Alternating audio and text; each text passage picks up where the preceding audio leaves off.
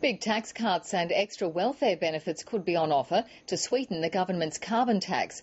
Its top advisor, Ross Garnaut, is calling for a shake-up of the income tax system, funded by the billions of dollars that will come from charging big polluters. More from political correspondent Greg Jennett. Everyone finds their inner green on St Patrick's Day. It's good to see the Prime Minister wearing green without any prompting from Bob Brown.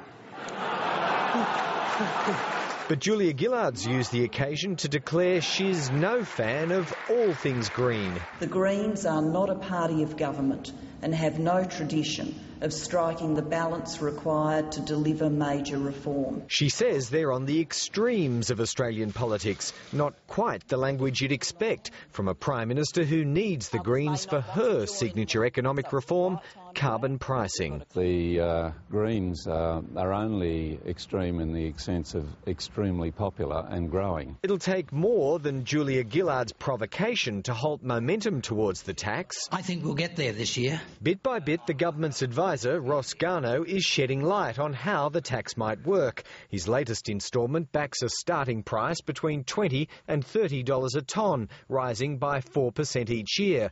From the billions in revenue that draws in, he says big tax cuts and welfare changes should go to low to middle income earners. I have in mind about half of the revenue going to a package of tax and social security reform. And the total effect of the compensation? Overall, low and middle income earners in Australia will be better off directly. The multi-party committee, led by the government, will of course consider all the options available to us to provide assistance to households.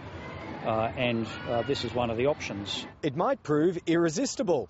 Overcompensating through tax cuts has obvious political attractions when Tony Abbott's committed to reversing it all if he gets the chance. She's not entitled to try to introduce a carbon tax without going to the people and seeking a mandate for it at the next election. No walking away from it as far as he's concerned. Greg Jennett, ABC News, Canberra.